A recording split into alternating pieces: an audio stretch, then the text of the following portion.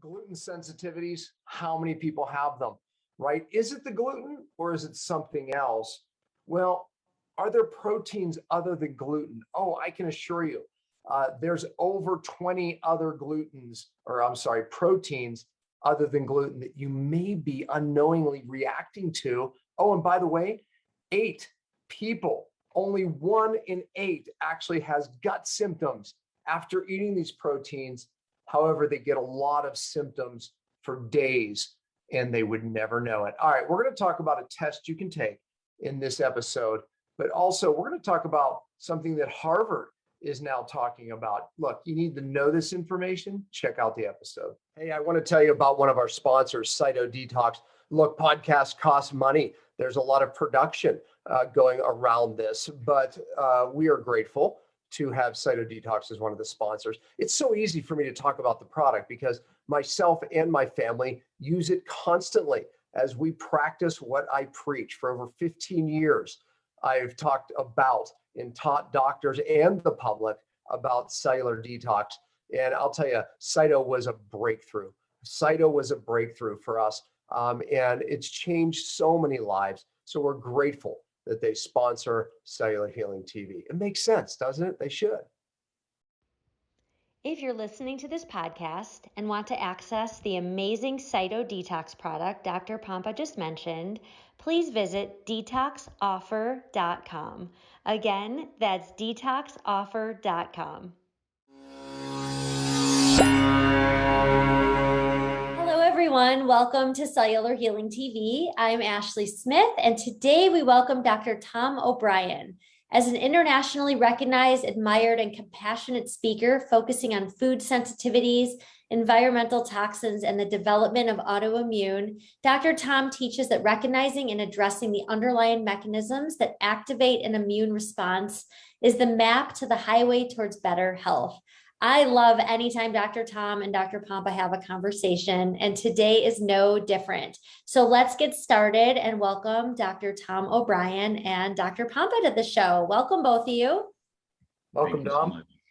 Well, yeah, gosh, international.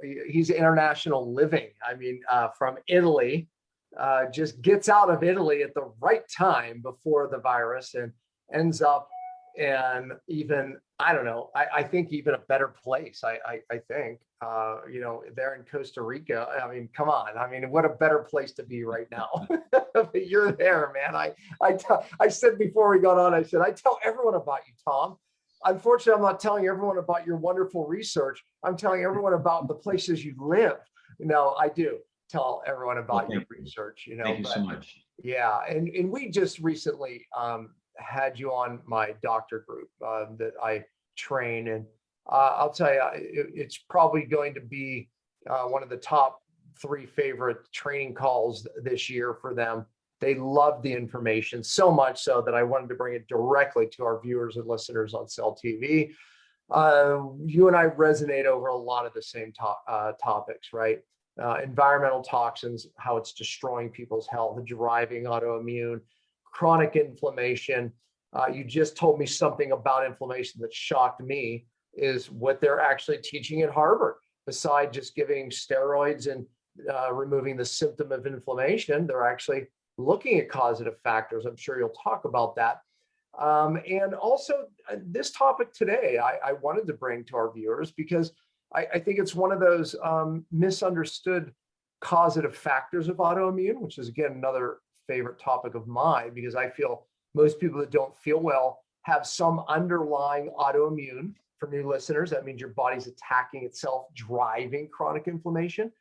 You're just not diagnosed, right? Because a lot of the testing is in the Stone Ages, but yet so many people don't feel well. Their body's immune system is attacking itself. They have low good immunity and hyperimmunity. Bad combination today in today's day and age.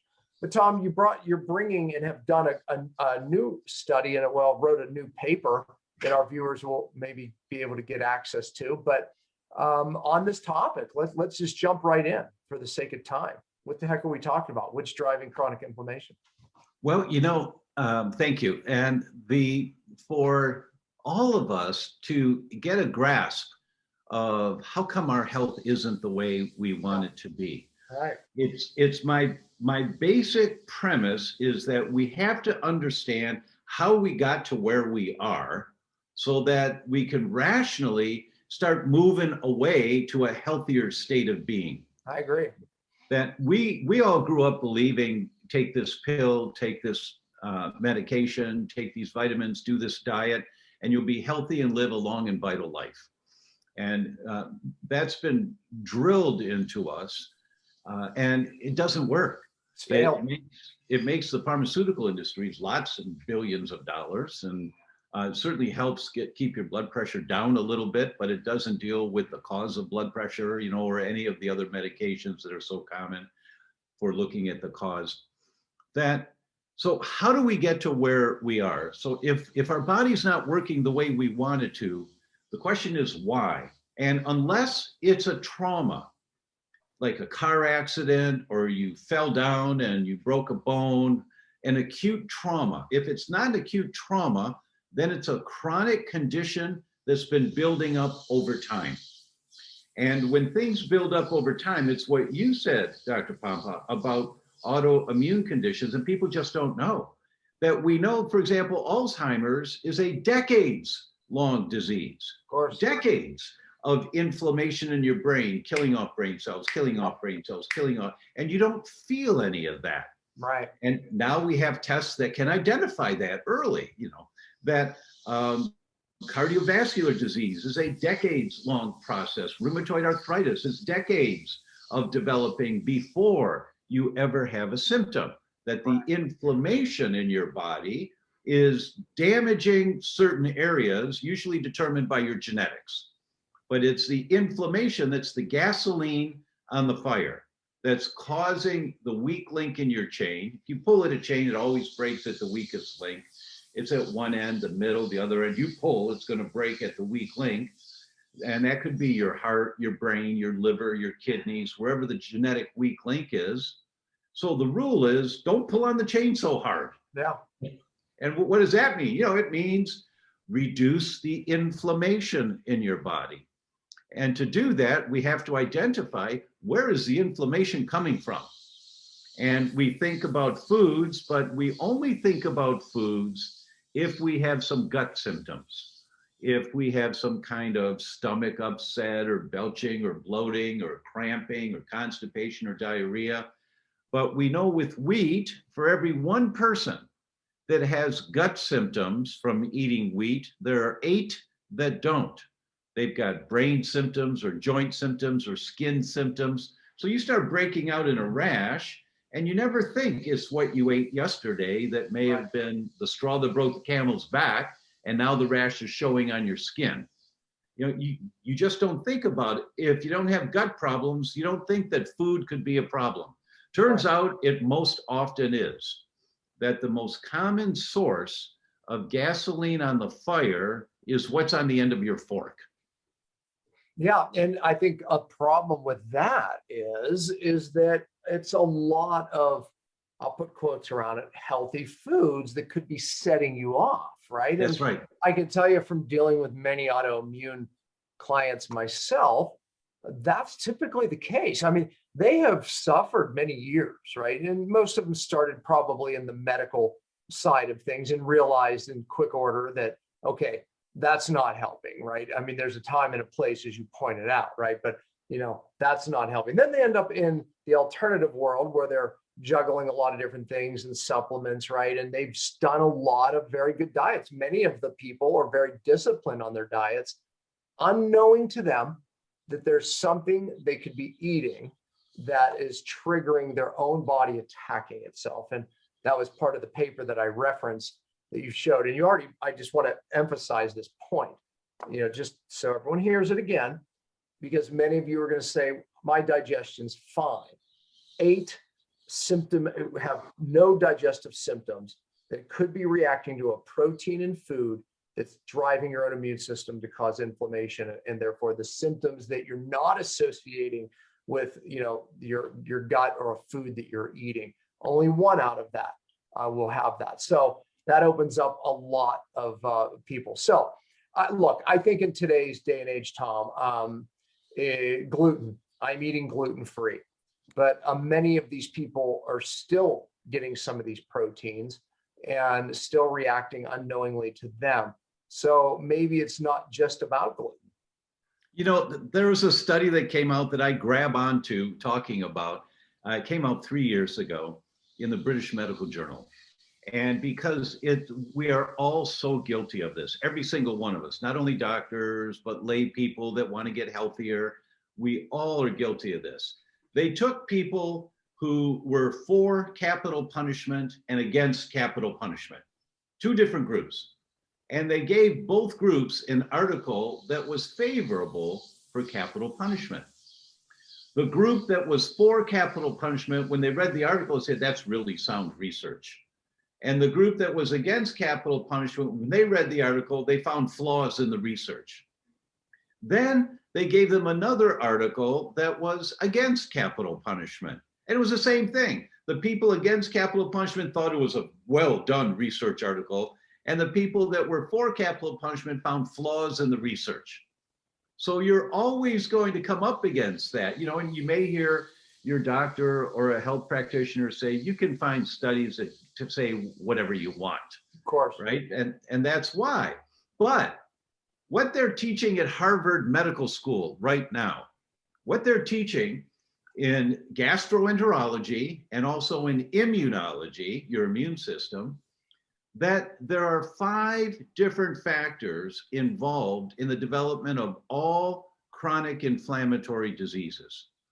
5 different factors. The first one is your genetics. Can't do anything about that. But genes don't turn on and turn off. Genes are on a dimmer switch.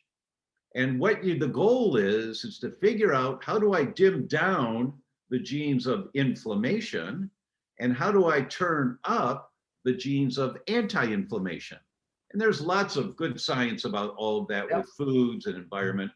Genes are the first one. The second one are the environmental triggers that affect the genes, affect the dimmer switch. And that's food and air. Our friend, Dr. Dale Bredesen, who wrote the book, The End of Alzheimer's, tells us of the 5 different types of Alzheimer's. The most common type is called inhalation Alzheimer's. And that's 60 to 65% of the people that develop Alzheimer's. It's what they're breathing over years that causes the inflammation in the brain. So, you know, the environmental triggers are not just foods. It's the air that you're breathing. It's the emotions your body produces, because those are internal triggers, stress hormones. But the second one is the environmental triggers, and we have to learn which ones are a problem for us. The third one is that the environmental triggers alter the microbiome, the good guys in the gut, the good bacteria in the gut, and you develop what's called dysbiosis, meaning out of balance, that the bacteria in your gut and the viruses in your gut are out of balance. Environmental triggers cause dysbiosis. When you have this out of balance gut, it creates inflammation in the gut, which causes number 4, the leaky gut. And when you get the leaky gut, these large molecules, because when we eat food, our enzymes act as scissors to break the food down smaller and smaller and smaller and smaller until the food particles are so small, they fit right through the lining of the inside of the gut, the tube. They go right through the lining and through the wall into the bloodstream. I often say that the inside of the lining of the gut is lined with cheesecloth, and that when you have dysbiosis, the inflammation, you tear the cheesecloth. And that's called leaky gut, because you get these larger molecules that haven't been broken down small enough yet, that now get through the tear in the cheesecloth and get in the bloodstream. They're called macromolecules, which activates number 5, the 5th pillar, which is systemic immune response to the macromolecules that are going in the bloodstream now. So your immune system, trying to protect you, fights these molecules and creates inflammation that travels through your entire body. So that's the 5 pillars that every medical student is now being trained at Harvard to include in their line of thinking as to where is this problem coming from. So, because it's such a great analogy, and I mentioned it before we turned on the cameras, that they're being trained now. There's two lines of thinking they have to do. The one that's historic, that every doctor is trained on, presenting complaints. What do you do to get the presenting complaints down? Get them feeling better, save their life. Everybody focuses on that. But now there's a second line of thinking that is, where is the inflammation coming from that caused the presenting complaints? So our top of the line medical doctors are now being trained on that. Which that's shocked what we me. all have to be thinking about. Yeah, I mean, it shocked me. I'm happy to hear that, by the way, but the problem is, what will they do about it? Because the system's not really set up. Exactly right. Yeah. So, I mean, it's funny because you see that environmental toxins affects turns on or upregulates certain genes, downregulates good ones. It affects the microbiome, drives the leaky gut, creates an immune response, right? I drew this in a thing right before this one. This is my three-legged stool of autoimmune, right? And why people are getting sick. You have a gene that gets upregulated, that says DNA. Right. You have a stressor, physical, chemical, or emotional, that turns on the gene that has to be dealt with, right? Right. Is the medical field able to deal with that? It's not the doctor's fault. It's not. Not yet. No. It's not yet is a good positive thought. And then here's the microbiome, right? That also has an impact on the DNA, right? And then this has an impact on the microbiome, right? So you have the stressors that impact the microbiome, the gene. So what is the analogy of the three-legged stool? All have to be there for the immune system to be at this activated, right? I'm laughing at your drawing because I saw a cartoon once of a guy that takes a three-legged stool and hands it to a nurse, and she says, "I'm sorry, that's not the stool sample I wanted." Because stool samples are so important. They're such an important tool to understand what's going on inside the tube, inside the gut. Yeah. What's the bacteria like? They're critically important as a tool to understand what's going on. Well, let's talk about that because, I said that we're going to talk about one of these stressors that are unidentified, and everyone is familiar with gluten. However, there's 20 some other proteins that your people probably aren't familiar with, that until recently, we really didn't have the technology, or at least accurate technology, to measure these. Right. And now we do. It is a stool analysis, and we're actually looking at the body's response to these proteins. So talk a little bit about that, because you were a big part of making, being a part of bringing this test.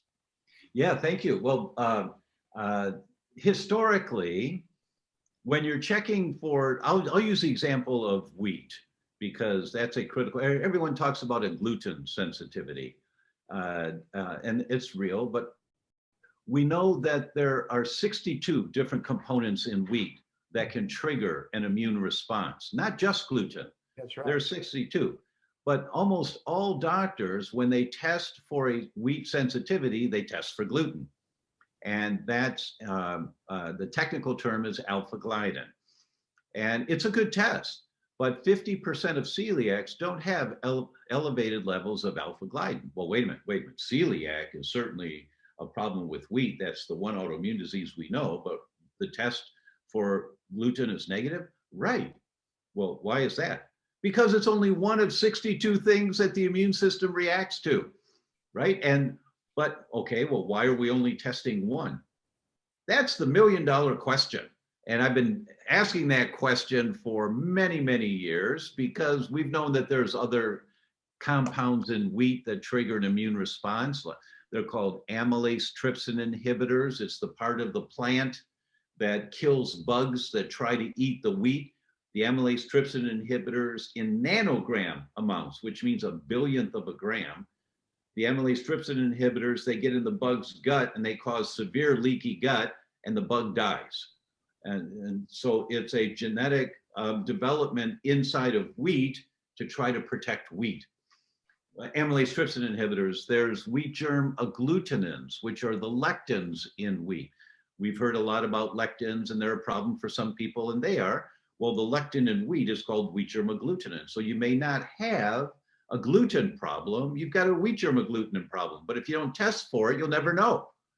So the tests are now available, and there's two laboratories that really stand out as being on the cutting edge. The first one opened up 11 years ago called Cyrex, C-Y-R-E-X. And their test looks at 10 different peptides of poorly digested wheat. And that's their test number 3, array number 3. And they have a test, array number 5, which looks at 24 different tissue antibodies to see if you've got an autoimmune mechanism going on right now. And that is, well, I want to see if there's a problem. Do I have inflammation killing off tissue in my body right now? Well, this is the test, and it's shocking when you get the results back. Well, my grandfather died of that, and that I've got those antibodies now, but I feel fine. I just feel fine. Well, that's because we're catching it early. That's called predictive autoimmunity. We're identifying it before you've killed off enough tissue that now you have symptoms. So that's array number 5 from Cyrex. And those tests came out 11 years ago, and thousands and thousands, tens of thousands of people have gotten really good information from that. The other laboratory is Vibrant Wellness, and they opened in 2015, I believe. And their test looks at 28 components of wheat, not just one, and not 10, but 28. And their autoimmune test for the brain, as an example, looks at 48 different antibodies to your brain. Now, we haven't found one person whose immune system is functioning well. That's the only criteria for the blood test. You have to make sure your immune system's working, it's not worn out and depleted. And that's by looking at total immunoglobulin levels. It confirms, okay, you're making enough immunoglobulins to protect yourself. So what are you making to fight your own body right now? Yeah, meaning if your immunity is so low, it would look like you're not reacting to anything and everything's clear, but it's because you have faulty immunity. Exactly. And that's a misdiagnosis that so many people get. They're told, oh, look, your immune system's fine. It's not fighting any of these foods, but their immune system is so depleted that it can't rally anymore. And if you don't look at the total immunoglobulin levels, you miss these people. And you have to look to their history, recurrent colds and flus, have they had a number of infections in their life, prescriptions for antibiotics, things like that, that might suggest their immune system historically hasn't been quite working up to par. You know, you really have to search. But the brain autoimmunity test is so important to do, so important. The two tests that I do for every patient, always these two, is called the Wheat Zoomer, because you zoom in on the problem, and the Neural Zoomer Plus that looks at 48 antibodies to the brain. And why do we do that? Because Blue Cross Blue Shield came out last year, and they published a booklet that says, hey, we got a problem here.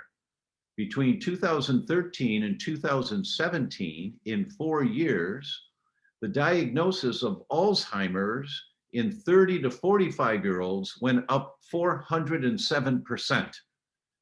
In 4 years, 2013 to 2017, it went up 407%, that people are getting sicker much earlier in life now. And it's because of our bodies are so inflamed, and we don't feel it. You just don't feel when you've got elevated antibodies to your brain. So we do the Neural Zoomer Plus, and we haven't had one come back negative yet on a first test, not one.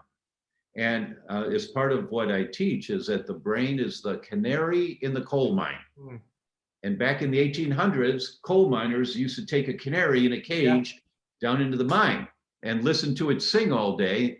And if they didn't hear the canary sing, someone went over to see if the bird was okay, because it's much more sensitive to methane leaks that humans can't smell. Methane and carbon monoxide. Humans can't smell it, but if the bird had fall down dead in the cage, they blow a whistle and everybody gets out of there immediately. Because there's a gas leak. And so that's the canary in the coal mine. And our brain is the canary in the coal mine for what's happening in our world today. And I mean, this is heavy stuff. It's not light, but for people that want to be healthy, you want to be vibrant and dynamic in your 70s and 80s and 90s, you know, and have a body that's functioning for you well. You've got to look at these things to nip it in the bud before it gets so bad that you're having symptoms. I talked about autoimmune, and so many people don't know. When you spoke to my doctors, you gave them the percentages of autoimmune with some of these reactive proteins. I believe it was 46% of people with wheat sensitivity have autoimmune. Right. I did a study of 316 people. Every person that came in got this one test from me, and from age 2 to 90, and it was 316 people, and they all got the test. 68% of them had elevated antibodies to wheat. If they had elevated antibodies to wheat, 26% of them had elevated antibodies to their cerebellum in the brain. 22% of those that had elevated antibodies to wheat had elevated antibodies to myelin. That's the saran wrap that coats your nerves in your brain. So it was 22 to 26% of everyone with a problem with wheat had elevated antibodies to one of those two brain tissue. The other study that I believe you're referring to was, yes, they looked at 100 and I think it was 140 people, I think so. But if they had elevated antibodies to wheat, 64% of them had elevated antibodies to one of 6 different brain tissues. In my study, I looked at 2 brain tissues. In this one, they looked at 6, and 64% of them had elevated antibodies to their brain. If you had elevated antibodies to wheat, it was in the 40 percentile, I don't remember the exact number, had elevated antibodies to their heart. So they had inflammation in their heart, with or without symptoms. It just depends on, when you have elevated antibodies, by definition, you're killing off more tissue than you're making. Right. When you look at the antibody test for your thyroid or for any of your tissue, there's a normal reference range. This is patient. You have an entire new body every 7 years. Every cell in your body regenerates, some really quick, some really slow. Well, how does that happen? You have to get rid of the old and damaged cells to make room for the new cells. And so when you do a blood test looking for your antibodies to your own cells, your thyroid, your brain, your heart, there's a normal reference range. With thyroid, it's usually 42, depends on the lab. So if you're at 30, 36 antibodies that are attacking your thyroid, you're in the normal range. And what that means is you're making as many new cells as you're losing. But when you have elevated antibodies, by definition, you're killing off more cells than you're making. And that's where predictive autoimmunity tests come in, because you're looking to see, am I killing off more brain cells than I'm making right now? Or am I killing off more joint cells than I'm making right now? Because as you do that, eventually that tissue can't work right anymore. And eventually you start getting some symptoms, and then eventually the symptoms get worse. You go to the doctor, they don't know what's wrong. They give you a drug, helps a little bit, not too much, but eventually you get a diagnosis of an autoimmune disease. And it's been going on for years beforehand.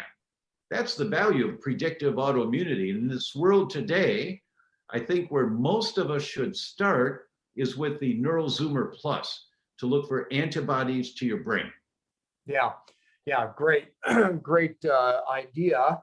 You know, most people are getting an ANA done, which is, you can explain it exactly, but looking at your body once it gets to the point where it's attacking your own cell, particularly the nucleus of the cell, kind of explain that, because, you know, by the time the ANA is off, you could be attacking so many other tissues, but, you know, who wants your body attacking your nucleus of your cell? Right. Well, how come the immune system's attacking the core center, the nucleus of the cells? How come? It's because that's where toxins can go and get buried deep in your body. Yes. And now you've got what's called a neoepitope. It's a foreign substance that's the binding of your own tissue with this toxic substance. Yes.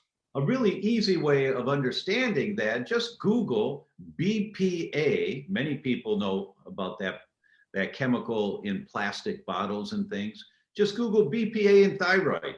And there's lots of studies how BPA can accumulate in your thyroid, and your immune system attacks that damaged cell with that foreign substance on it. And now you're killing off more thyroid cells because of BPA's on it, but now you make more thyroid antibodies to get rid of the damaged thyroid cell. And that whole cycle keeps going, and eventually you get thyroid autoimmune disease. ANA is the nucleus of the cell. What cell? Any cell, every cell. It's going after the nucleus of the cell. That's where mercury goes. That's where some of these toxic chemicals go, way into the nucleus. And it's depending on the study. I was just looking at this yesterday, a presentation I'm doing in 2 months in Lisbon, and I'm putting some final touches on it.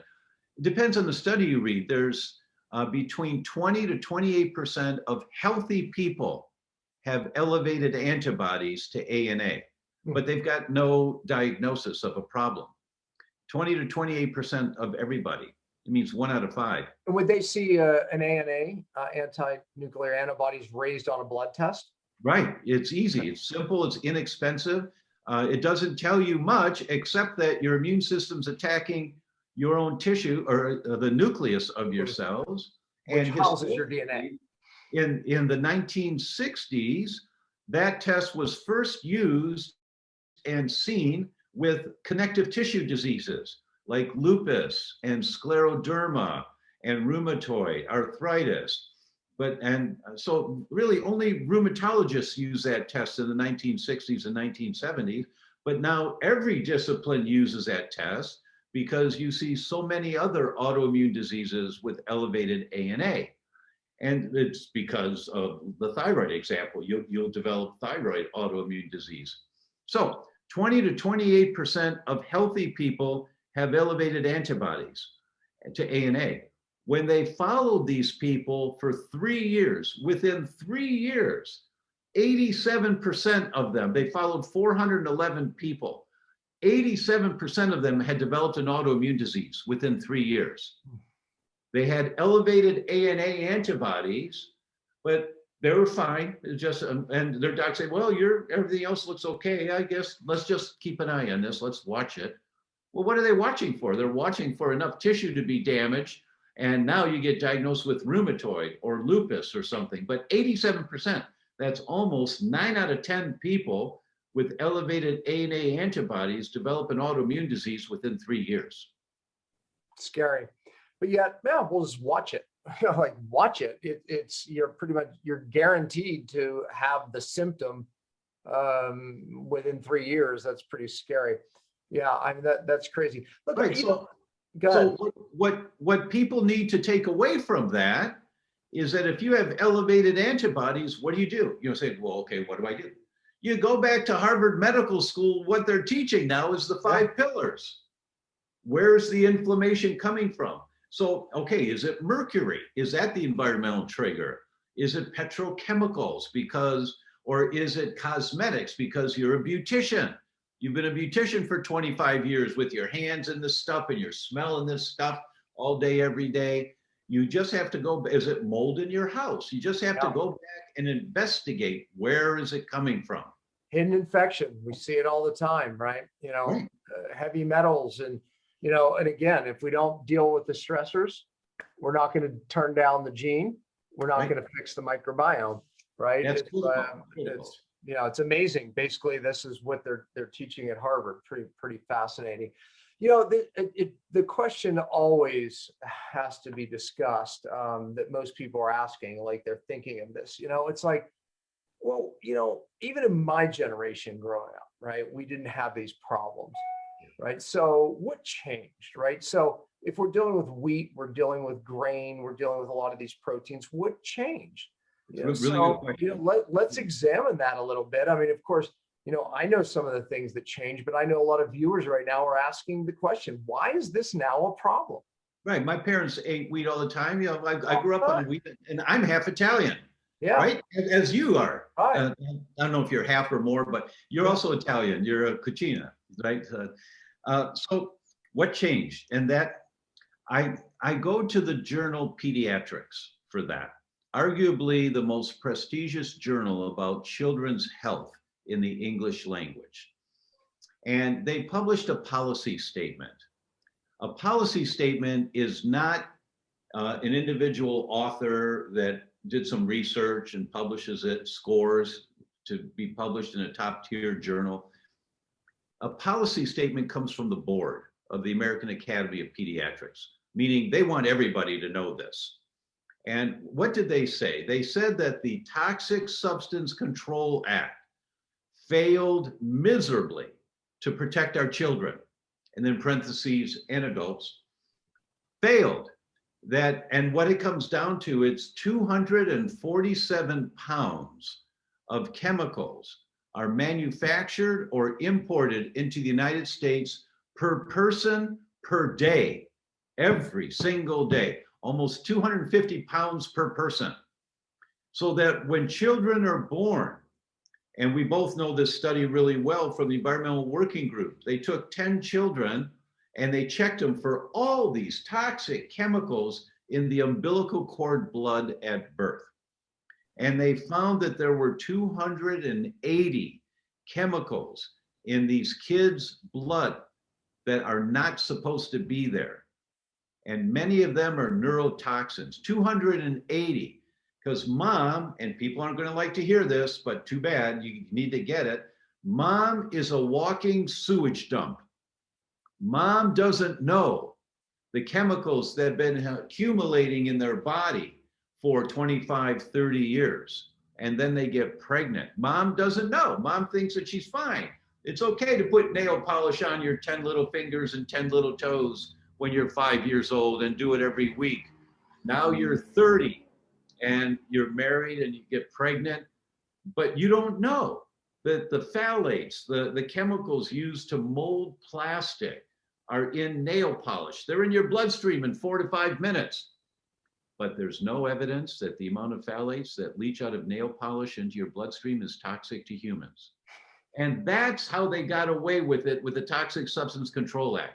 There's no evidence. The senators, they paid them off to pass this legislation that has no teeth. You have to prove that that amount of chemical that gets into your body is going to cause a disease. And it doesn't. It doesn't. But it's accumulative in your body. So give me 25 years of these tiny little amounts. Absolutely. And what happens? Here's an example of what happens. This is too good to not tell you. 2016, a paper came out published in Chicago. 346 pregnant women, 8th month of pregnancy. They collected the urine and they measured 5 phthalates, chemicals used to mold plastic, including BPA. Now there are many phthalates, they just measured 5 in these women in the 8th month of pregnancy. How much is in their urine? And they categorized them into fourths, the lowest, next, the third, and the highest fourth. They followed the offspring of these pregnancies for 7 years. When the children turned 7 years old, they did Wechsler IQ tests on them, the official IQ test. This is what they found. Every child whose mother was in the highest quartile of phthalates in urine in pregnancy, because this stuff had accumulated in her body over a lifetime, every child, compared to the children whose mothers were in the lowest quartile of phthalates in urine in pregnancy, every child here, their IQ was 7 points lower, 7 points. And, you know, that doesn't mean anything to anyone until you understand 1 point difference in IQ is noticeable. A 7 point difference is a difference between a child working really hard, getting straight A's, and a child working really hard, getting straight C's. This child doesn't have a chance in hell of ever excelling in school. Then, last point to this, just go to Google and type in phthalates and neurogenesis, meaning nerve growth. And here come all the studies, how phthalates inhibit nerve growth in the brain. But these moms didn't know that they're walking sewage dumps. They didn't know. And their baby's brain never developed properly. That's one example of hundreds of examples. So, I mean, That's what you're about saying is, to detox. yeah, we're saying, look, this is what I preach, right? They Yeah, accumulate, exactly. bioaccumulation. I do a talk called generational toxicity for that reason. Genes get turned on, right? But also another big correlation that Stephanie Seneff made. She was one of the first to make the connection of what changed it started started in the 80s, but really ramped in the late 90s, 2000s is the chemical glyphosate, which, by the way, all of these stored toxins generationally end up crossing even deeper into the brain, disrupting, everything from the microbiome, the brain connection, right? And thereby, she believes even making us more sensitive. Yeah, Because it creates absolutely. more Absolutely. leaky gut. Yeah. What we know is that those chemicals, glyphosate, kills the good bacteria in the gut, and it fuels the bad bacteria in the gut. And 36% of all the molecules in your bloodstream, 36% are the metabolites, or I call it the exhaust, of the bacteria in your gut. 36% of everything in the bloodstream are messengers from the bacteria in your gut going to your brain to tell your brain how many nerve hormones called neurotransmitters to make, going to your heart to control your heart rhythm, going to your liver to control your detox, going to every tissue of your body. These messengers are coming from, who's boss, right? You want to know who's boss in the human body? It's not your brain, it's your gut. That's why it's called the second brain, right? Is that these metabolites in the gut, from, if you've got dysbiosis, number 3 of the 5 pillars being taught at Harvard, if you've got dysbiosis, it sends these messages through the leaky gut. The metabolite of all these bad guys are more dominant than the good guys. And so the message is an inflammatory message, turning up the genes of inflammation in your body. And so that's why, if there's only one thing you're going to do, only one thing to be healthy for you and your family, build a healthy, diverse microbiome. Most important of anything in terms of getting more bang for your buck. And by the way, you and I would argue that's impossible without dealing with some of these environmental issues. You're absolutely right. Well, we'll see. It's a lead-in question. So you say, how do I build a healthy microbiome? Well, you have to learn about the environmental issues that are causing the bad microbiome. Absolutely. Right? It's the three-legged stool. Every leg has to be there. You have to deal with all of it. It's my whole multi-therapeutic approach that I teach doctors is built around this 5 pillars, which I put in a three-legged stool, right? Because a couple of the pillars there are the microbiome, the leaky gut, right? And the immune response, but fact is Tom, this is what is really causing people not to feel well, despite exercise, changing their diet, blah, blah, you can just fill in the blank after that, but we have to deal with the causes. But these hidden proteins, are a causative factor. Tom, I wish we had more time because we can unpeel this further. We need a part 2 where maybe we'll actually look at one of the tests, have you look at one of the tests for us. But, let's take a look at some of these proteins that you may be reacting to. Whereas it's in vogue to test your genes for SNPs, and it's in vogue just to test your stool for bacteria. I think this test is better. Honestly, I agree. I fully agree. And so what's the takeaway here today for people? I hope the takeaway is that I stimulate you to be a skeptic. A skeptic says, I'm not sure I quite understand that and I buy that. I'm going to look into it a little further. A cynic is one that says, oh, that's a bunch of hogwash. I'm not going to waste my time with that. Or, oh, no, I can't learn any of that. I'm not going to waste my time. Baby steps. You just learn baby steps, one step at a time, right? Yep. And then you move forward with it. So learning a little more about this concept. And I'll tell you 2 ways. I'll do a selfless promotion here. I've got 2 books out there. One's called The Autoimmune Fix, won National Book Award because it's a really good book. I'm so proud of it. The other is called You Can Fix Your Brain. Yeah. And that's #1 in 7 categories on Amazon for brain function. They're both great books that explain all these principles, pulling on the chain and the inflammation and gasoline on the fire and where does it come from and nail polish and Tupperware container, all that kind of stuff is in these books. And if you read these books, then you're going to come back to Dr. Pompa's podcast, and you say, he talked about something like that. You go back and look for it. You're going to go back and listen to it again with deeper understanding of what to do next. That's right. That's right. And I don't, look, we have a lot of doctors that watch this show too. Is there a way we can attach your new paper as a link to view that, or is that not available yet? No, of course. Yeah, I'd be happy to. I'll send you the link as soon as we're off here so that you can post it. And, right. It's free. It's free press. So you bet. You bet. Yeah, well, we'll attach it all. Tom, thank you. Thank you for your efforts. Thank you for your hard work. And thank you for living in Costa Rica, where it gives us all a goal to where we're going to maybe have to go. Well, thanks, Dr. Pompa. It's always great to you. I feel like I've got a professional brother that you and I can sit over a bottle of wine at night and just download to each other. I didn't know that. Really, tell me more about that one. Yeah, right? No, it's we've done that, and we're going to do more because I'm coming to Costa Rica. That so sounds love it. Appreciate it, Tom. Thank you. Thank you. I want to give thanks to one of our sponsors, CytoDefend. Look, at a time like this, I think that our immune system and keeping our immune system up right now is more important than ever. I can also tell you that I pay attention to the things that keep my immune system on par and healthy. So glad that CytoDefend is one of our sponsors here on Cell TV. And it's a product that I use, my family uses, and hopefully you'll check it out. And by the way, you can check it out with the link right here below. If you want to try a free bottle, you can actually get a free bottle, just pay the shipping. And I think you'll reorder after that, but check it out. If you're listening to this podcast and want to access the amazing CytoDefend product Dr. Pompa just mentioned, please visit freeimmunity.com. Again, that's freeimmunity.com. Well, that's it for this week.